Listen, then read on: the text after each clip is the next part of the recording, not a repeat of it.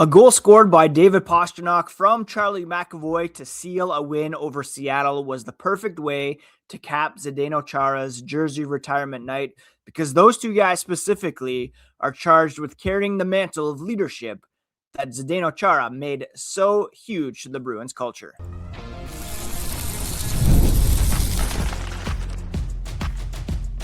You're Locked On Bruins, your daily podcast on the Boston Bruins. Part of the Locked On Podcast Network, your team every day. What is up, Bruins fans, and welcome back to the Locked On Boston Bruins podcast. We are part of the Locked On Podcast Network, now the #1 sports podcast network. I'm your host, Ian McLaren. I am a lifelong Boston Bruins fan, and I've been covering this team and the NHL for various major outlets for nearly 20 years. On today's podcast, we are going to discuss last night's emotional win over the Seattle Kraken that was preceded by the number 33 jersey retirement for Zdeno Chara. Such an amazing ceremony, tribute to a franchise legend, and the two guys who have been charged with picking up his mantle were impactful on the night. David Pastrnak, Charlie McAvoy, helping the Bruins to a win over Seattle, their 5th in a row. We'll also take a quick look at Saturday's upcoming game against the Chicago Blackhawks, where the Bruins have a great chance to extend this winning streak. Today's episode is brought to you by Game Time. Download the Game Time app, create an account, and use code LOCKEDONNHL for $20 off your first purchase. So the big storyline from last night, of course, was the retirement of Zdeno Chara. We'll touch on that in a couple of minutes, but on the ice, the big story was Boston extending their win streak to 5 games.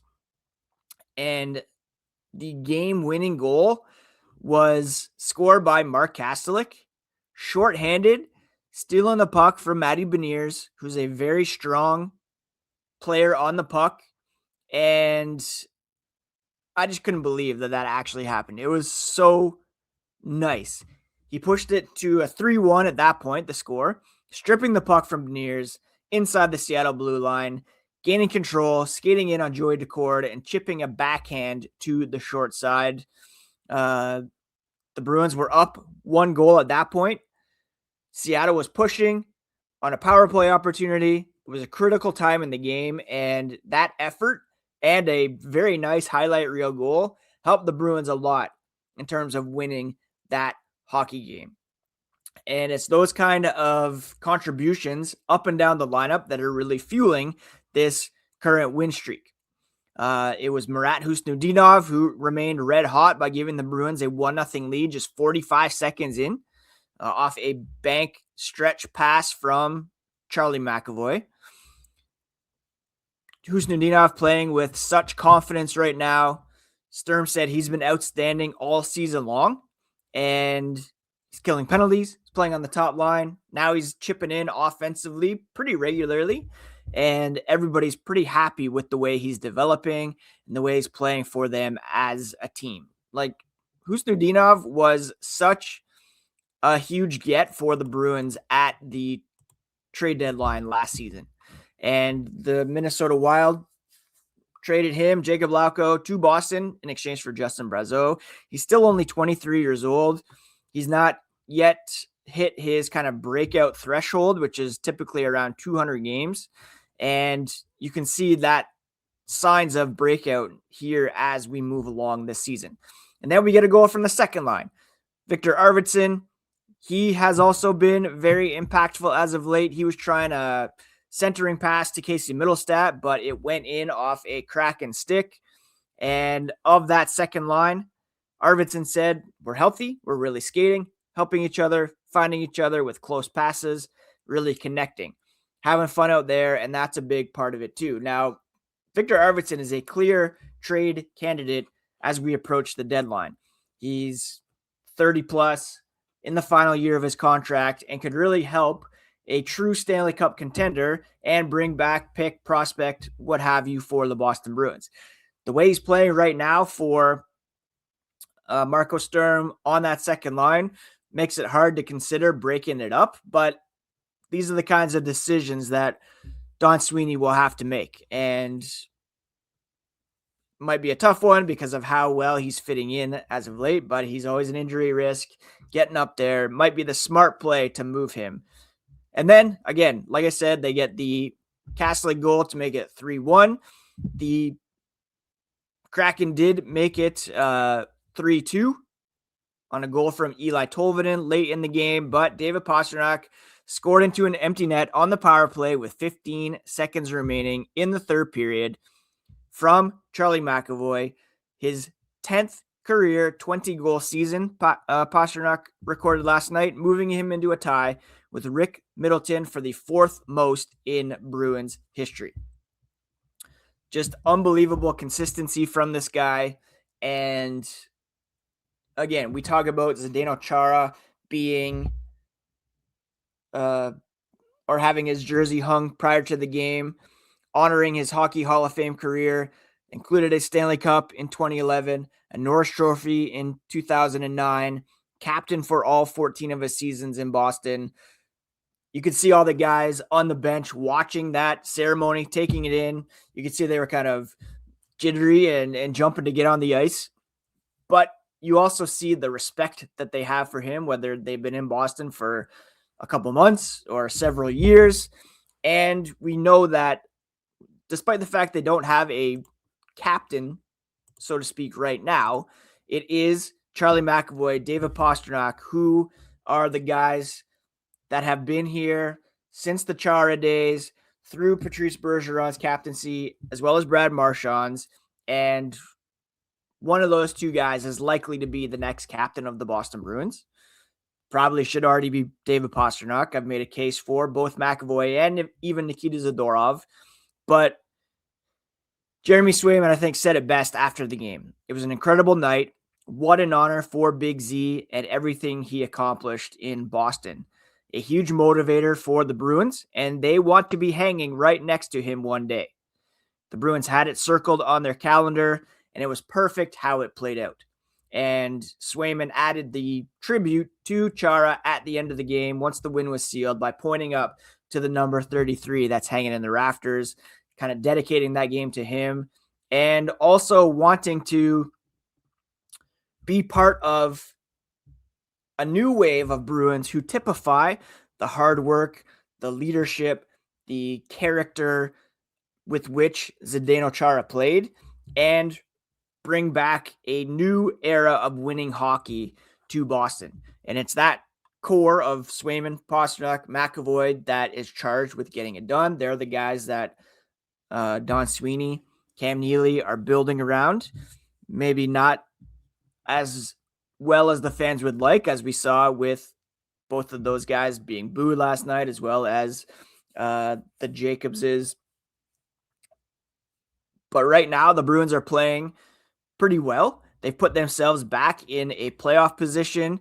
They're actually top 8 now when it comes to point percentage in the Eastern Conference. And, you know, just such a great way to honor Chara by going out there, playing hard, making some smart plays, scoring some big goals. And I'm sure the former captain was pleased as an advisor and a mentor role now with the Bruins to see some of his proteges step up and play big.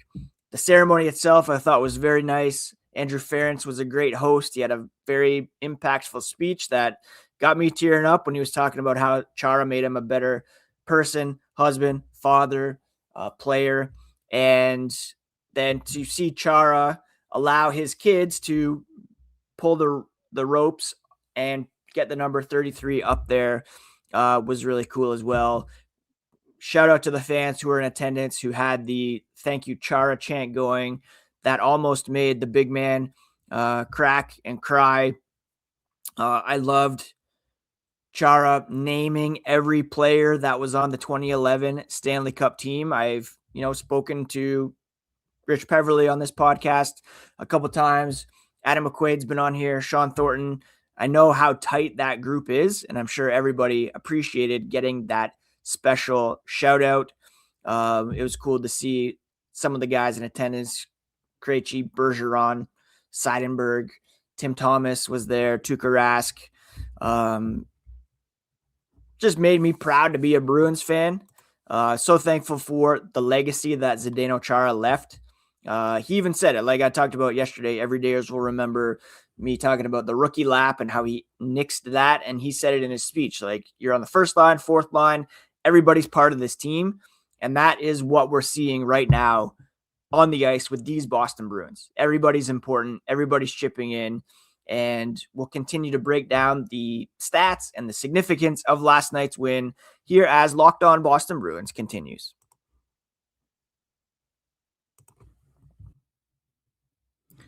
There's nothing like being near the ice during hockey season, and those of you who were lucky enough to be in attendance last night will know that the atmosphere, the speed, the hits, it's unmatched.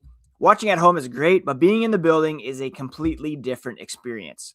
The only thing that used to get in the way was actually getting tickets, long queues, endless screens, prices changing at checkout. And that's why the Game Time app gives the advantage back to fans. It's the hack for unlocking amazing NHL tickets and experiences in just a few taps. I love the view from your seat so you know exactly what to expect when you get to the venue. And there are no surprise fees. They're all included up front. So the price you see is the price you pay. Take the guesswork out of buying NHL tickets with Game Time. Just download the app, create an account, and use code LOCKEDONNHL. That's LOCKEDONNHL for $20 off your first purchase. Again, terms apply, but just create an account, redeem code LOCKEDONNHL for $20 off. That's on Game Time. Download it today and get to your next hockey game.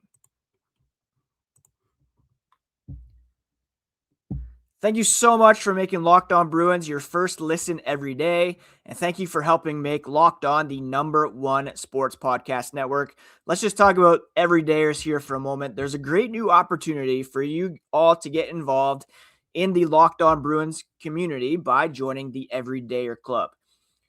The big benefit is access to the Locked On Discord server. There's a dedicated channel to Locked On Bruins. I'm in there, ready, waiting to chat with regular listeners about our favorite hockey team. We can do some live chats during games and also just discuss the latest rumblings around the black and gold. You'll also get access to an ad-free version of the podcast. It's all available at lockedonbruins.supercast.com. So check it out and sign up today. We can start chatting this afternoon. All right. Let's talk about some more stats and signals from last night's game. Earlier this week, I took a look at the Bruins' underlying numbers, right? They're playing very well. They're on a 5-game winning streak. They've won 6 of their last 7. Overall, though, for the season, they're not a very strong possession team. And they're usually outshot. They're usually out-attempted and give up more scoring chances and high danger chances than the opposition, meaning they have fewer expected goals for and more against than they're actually producing.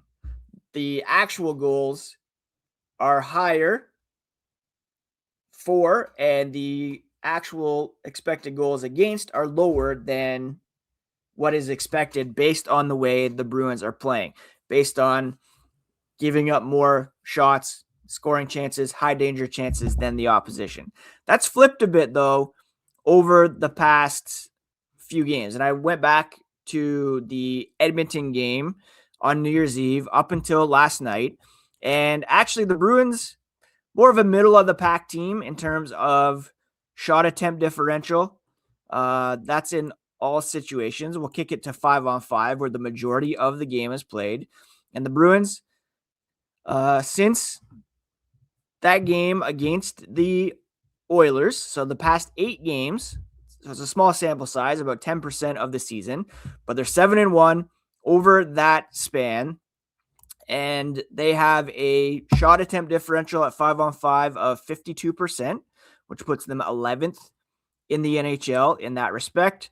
Their shot differential is 12th, 51.64%, and expected goals 5-on-5. The Bruins season long are like 29th But over the last 8 games, they've actually risen up to 18th, which is pretty respectable. 5-on-5, they've outshot the opposition 26-8. Of course, a big part of that was the lopsided 10-2 win over the New York Rangers.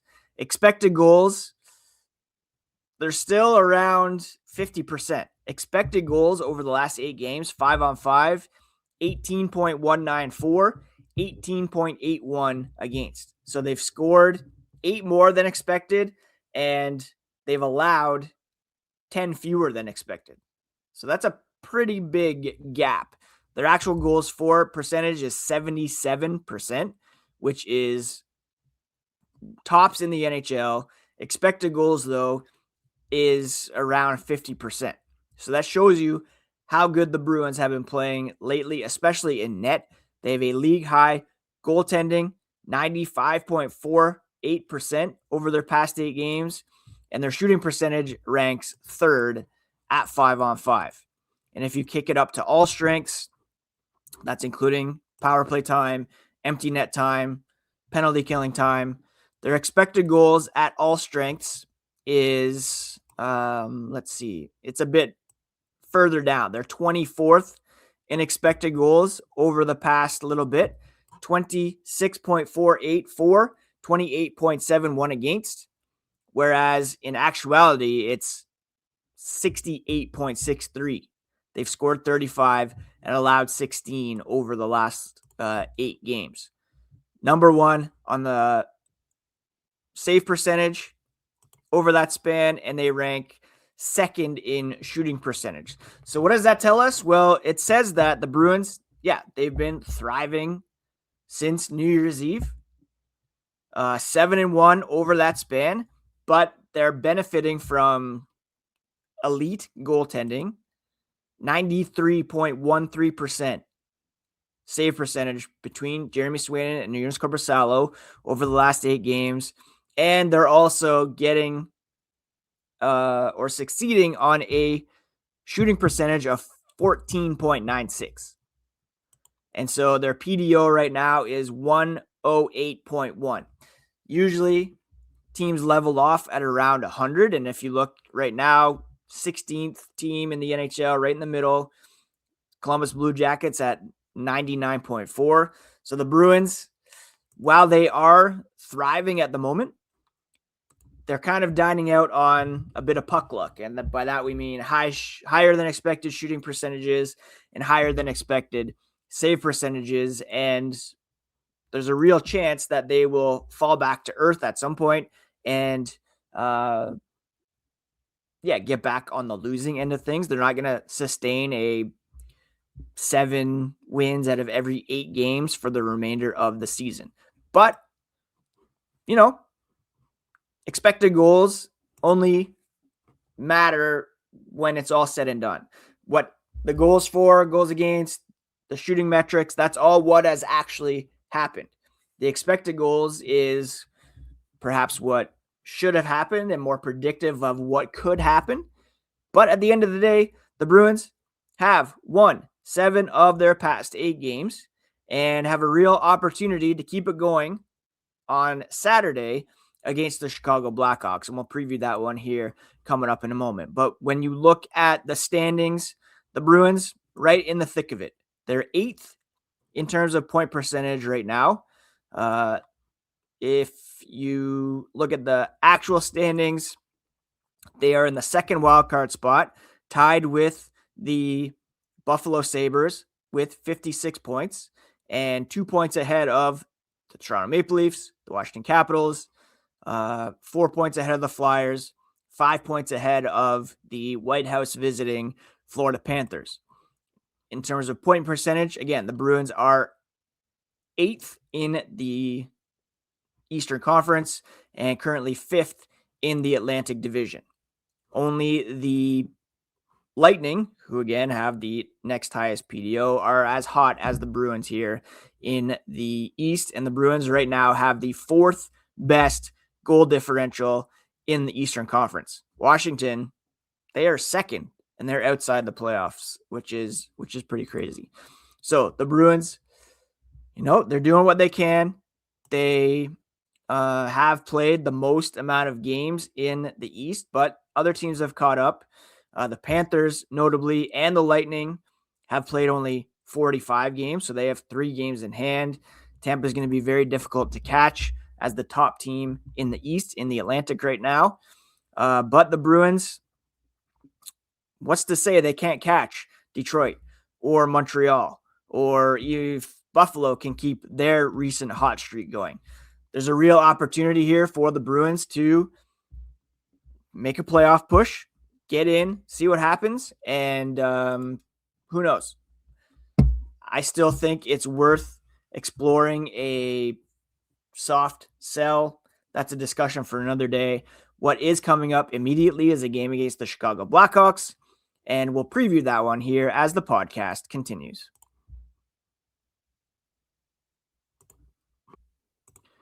The divisional round is here, and FanDuel remains firmly in NFL playoff mode. Every game day during the NFL playoffs, FanDuel is giving customers even more ways to get in on the action. Every NFL playoff game day, FanDuel users get a profit boost pack waiting for them inside the app. You'll see a pack loaded with multiple profit boosts you can apply to the bets you like most. The boosts give you more juice on the bets you already like instead of forcing you to bet something new. It makes every play feel bigger, and the boosts make your bets feel that way too. You just make your picks, then apply your profit boosts to go after even bigger payouts while the playoffs get rolling. Visit FanDuel, an official sportsbook partner of the NFL, and grab your profit boost pack every NFL playoff game day. If you've ever hired someone who looked good on paper but wasn't the right fit, you know how important it is to not miss the first time. When you want candidates who truly match what you're looking for, trust Indeed sponsored jobs. If you're hiring, Indeed is all you need. Stop struggling to get your job post seen on other sites. Indeed's sponsored jobs put your posts at the top of the page and help you reach the right candidates faster. Instead of struggling to get your post seen, Indeed sponsored jobs help your listing stand out and reach quality candidates faster.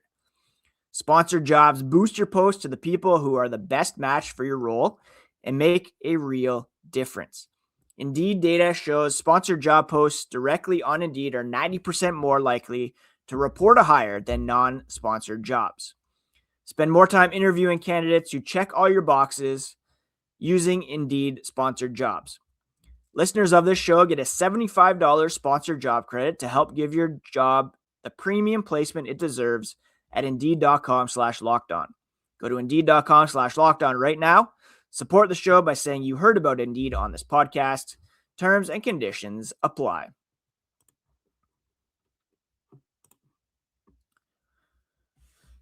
Right after Zdeno Chara night, the Bruins go to Chicago. A painful reminder of what could have been back in 2013 as the Blackhawks, of course, beat the Bruins in the final that day.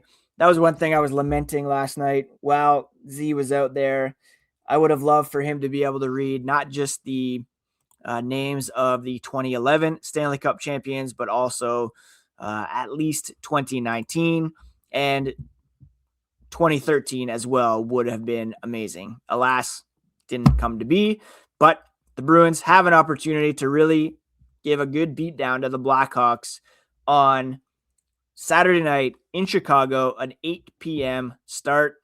Chicago is 5-4-1 in their past 10 games. They're coming off losses to Edmonton and Calgary, and they don't really have the hottest offense in the world right now.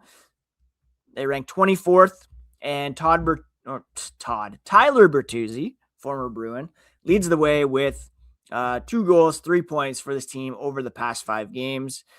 Our old friend Matt Grzelcyk with 3 assists over the past 5 for them as well. They're, of course, led in scoring by Connor Bedard, 46 points in 34 games. But Tyler Bertuzzi is having a pretty good season, 24 goals, 13 assists for 37 points. This team also features former Bruins like Ryan Donato, Nick Foligno, who's currently injured, as well as Grzelcyk on the back end. Spencer Knight has been very good for this team so far this season. 13-6 record, but a .910 save percentage.